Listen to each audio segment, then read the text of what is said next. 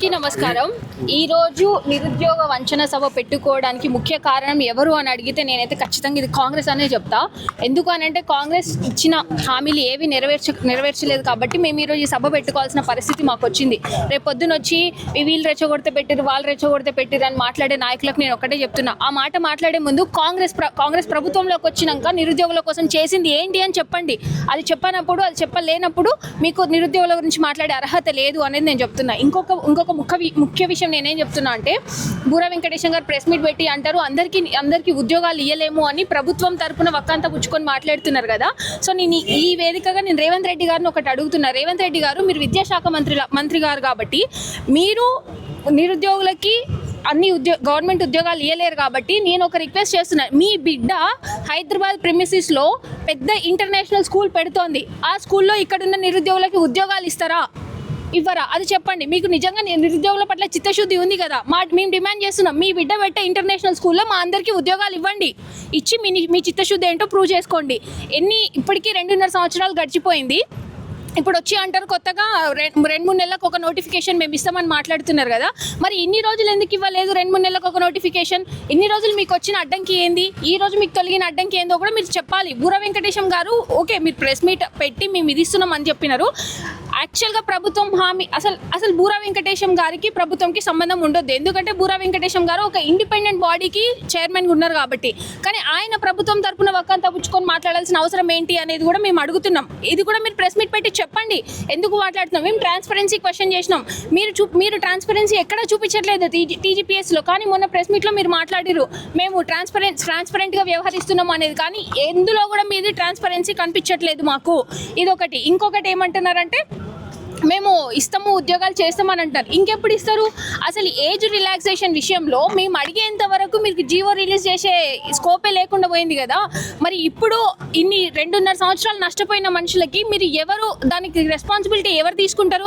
ప్రభుత్వంలో ఏ పెద్ద దీనికి రెస్పాన్సిబిలిటీ తీసుకుంటారో చెప్పాలి. ఇప్పుడు మేము పెట్టుకున్న సభకి కౌంటర్గా ప్రెస్ మీట్ పెడతారు ఖచ్చితంగా. నేను వాళ్ళని అడుగుతున్నా, అసలు మీరు నిరుద్యోగులకి చేసింది ఏంది? మేము నష్టపోయిన ఏజ్కి మీరు అకౌంటబిలిటీ మీరు తీసుకుంటారా? తీసుకోలేనప్పుడు మీకు నిరుద్యోగుల గురించి మాట్లాడే అర్హతనే లేదు. సో ఈ రోజు సభ కనుక చూసినట్టయితే ఇంతమంది నిరుద్యోగులు ఏకమై ఒక సభకు వచ్చినారు అని అంటే దాని అర్థం ఏంటి? మీ మీద మాకున్న వ్యతిరేకత. సో దయచేసి మీరు ఇస్తున్న ఉద్యోగాలు 100, 10లో ఇస్తున్నారు. అది కాదు మాకు కావాల్సింది, లక్షల్లో ఇవ్వాల్సిందే. ఎందుకు అని అంటే ఎలక్షన్స్ ముందేమో మీకు ఉద్యోగాలు లక్షల్లో కనిపిస్తాయి, కానీ ఎలక్షన్స్ అయిపోయి అధికారంలోకి వచ్చినాక 10లో, 100లో ఎందుకుంటున్నాయి ఉద్యోగాలు? అప్పుడున్న లక్షల్లో ఉద్యోగాలు ఇప్పుడు ఎక్కడ పోయినాయి, ఏమైపోయినాయి? అంటే మీ వాళ్ళకి మీరు ఇచ్చేసుకున్నారా? ఇచ్చేసుకుంటే అది కూడా చెప్పండి. మరి అది కూడా చెప్పకుండా మీ 10, 100 ఇస్తే ఇంతమంది లక్షల్లో ఉన్న నిరుద్యోగ యువత ఏమైపోవాలి? సో 3 నెలలకు ఒకసారి నోటిఫికేషన్ వస్తాయని చెప్తా ఉన్నాడు బుర్ర వెంకటేశం గారు. 2-3 నెలల్లో నోటిఫికేషన్స్ వచ్చేది ఉంటే స్కెడ్యూల్ రిలీజ్ చేయమనండి. స్కెడ్యూల్ రిలీజ్ చేయకుండా మాటను ఎవరు నమ్ముతారు? ఎందుకంటే బట్టి విక్రమార్క గారు అసెంబ్లీ సాక్షిగా రిలీజ్ చేసిన జాబ్ క్యాలెండర్కే దిక్కు లేకుండా పోయినప్పుడు మీ మాట ఎట్లా నమ్మాలండి? మేము బూర వెంకటేశం గారు మాట ఎట్లా నమ్ముతాము? బూర వెంకటేశం గారు TGPSC తరపున కొన్ని ఉద్యోగాలకు మాత్రమే నోటిఫికేషన్ ఇవ్వగలుగుతారు. మరి పోలీస్ సంగతి ఏంది, గురుకుల సంగతి ఏంది, టీచర్ సంగతి ఏంది, వీటన్నిటికి సంబంధించింది ఎవరు మాట్లాడాలి? వాటి గురించి ఎవరు ఎందుకు మాట్లాడట్లేదు? మీరు నిజంగా ఇచ్చే చిత్తశుద్ధి ఉంటే ఒక స్కెడ్యూల్ రిలీజ్ చేయండి. 2-3 నెలలకి, 3 నెలల తర్వాత ఈ నోటిఫికేషన్ వస్తుంది, దాని అపాయింట్మెంట్ ఈనాడు ఉంటుంది, దాని స్కెడ్యూల్ రిలీజ్ చేయండి. ఎందుకు రిలీజ్ చేయట్లేదు? అక్కడే తెలిసిపోతుంది కదా వీళ్ళ చిత్తశుద్ధి ఏంటి అనేది. సో ఇది స్టార్టింగ్ మాత్రమే. ఈ రోజు గమనించినట్లయితే అందరూ ఏకమైనారు. దీని నుంచి నెక్స్ట్ కార్యాచరణ ఎట్లా ఉంటది అనేది అందరు వేచి చూసారు. చెప్పండి. ఎన్ని రోజులు అంటే అధికార ప్రతినిధులు మాట్లాడారు మీ మీద కొందరు స్వార్థ ప్రయోజనం. నిన్న ప్రెస్ మీట్ అంటే 1 తారీఖు పెట్టిన ప్రెస్ మీట్లో బుర్ర వెంకటేశం గారు స్వయంగా మాట్లాడారు. కొందరు స్వార్థ ప్రయోజనాల కోసం నిరుద్యోగుల ముసుగుల ఉద్యమాలు చేస్తున్నారు, 100% వాళ్ళపై చర్యలు ఉంటాయని చెప్తా ఉన్నారు. తీసుకోమనండి చర్యలు. మీ మాట్లాడిన దాంట్లో ఏం అబద్ధం ఉందో కూడా చెప్పాలి. బూర వెంకటేశం గారు మీ మాట్లాడిన దాంట్లో ఏది నిజం కాదో కూడా మీరు చెప్పాలి. చర్యలు తీసుకుంటా అన్నప్పుడు మరి చెప్పాలి కదా, నిజం ఏంటి అబద్ధం ఏంటి అని చెప్పాలి కదా. ఒకవేళ నిజంగానే ముందుండి మాట్లాడే వాళ్ళు స్వార్థ రాజకీయాల కోసం మాట్లాడినట్టయితే ఈ రోజు వచ్చిన 1000 మంది ఎందుకు వస్తారండి?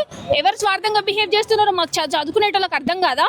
ఉట్టిగానే రమ్మనంగానే వచ్చి కూర్చున్నారు. ఎందుకంటే ప్రతి ఒక్కరు ఫీల్ అయ్యేది, ప్రతి ఒక్కరు అనుభవించేది, ప్రతి ఒక్కరు బాధపడుతున్నారు నోటిఫికేషన్స్ లేక.